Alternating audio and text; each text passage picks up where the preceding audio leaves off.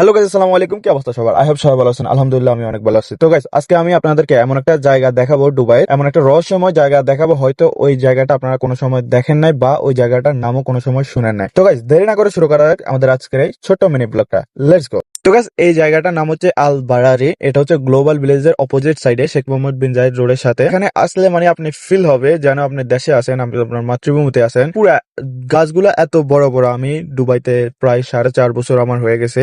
আমি এত বড় গাছ বা এই জায়গাটার মতো আমি পুরা ইউএতে কোথাও দেখি না। বিশ্বাস করেন, জায়গাটা মানে আসলে অন্যরকম। এখানে হাওয়া বাতাস, পাখির কিচিমিচি, মানে এখানে আসলে আপনার মনে হবে যে আপনি দেশে আছেন। তো আমি যখন এই জায়গাটায় আসি তখনই আমার ফিল হয় যেন আমি দেশে আসি, আমি আমার মাতৃভূমিতে আসি। এখানে পাখির কিচিমিচি আওয়াজ বা হাওয়া বাতাসটা অনেক ঠান্ডা। মানে এখানে আসলে আমরা মন জুড়াই যাবে। যারা এটার আশপাশে আছেন তারা অবশ্যই একবার এসে ভিজিট করে যাবেন এই জায়গাটাতে।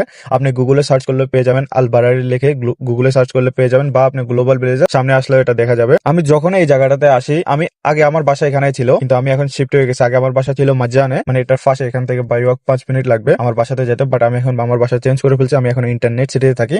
তো এখনো মাঝে মধ্যে আমার এই জায়গাতে আসা হয়, কারণ এখানে আমার বন্ধু বান্ধব অনেক। আমি এই জায়গাটাতে 2 বছর ছিলাম, এই জায়গাটাতে আমি 2 বছর ছিলাম। তো আমি এখন ইন্টারনেট সিটিতে শিফট হয়ে গেছি। বাট আমার এখানে আসা পরে এই জায়গাটা আমি যখনই আসি, যে কোনো সময় আসি, দিনে রাতে সকালে যে সন্ধ্যায় যে কোনো সময় আসি, এই জায়গাটা আসলে আমার মানে গ্লাস দোনোটা উইন্ডো খোলা করে দেয়। হাওয়াটা যেন আমার মানে গায়ে লাগে, মানে অন্যরকম ভাই। আপনারা না আসলে বুঝতে পারবেন না। আর যদি কারোর লোকেশনটা লাগে আমাকে ইনবক্স করবেন, আমি আপনাদেরকে লোকেশনটা পাঠিয়ে দেবো। তো আজকের জন্য এই পর্যন্ত রইলো। ইনশাআল্লাহ দেখা হচ্ছে নেক্সট ব্লগে। সবাই ভালো থাকবেন। আল্লাহ হাফেজ। আর অবশ্যই কমেন্ট করে জানাবেন ব্লগটা কেমন হয়েছে। আসসালামু আলাইকুম।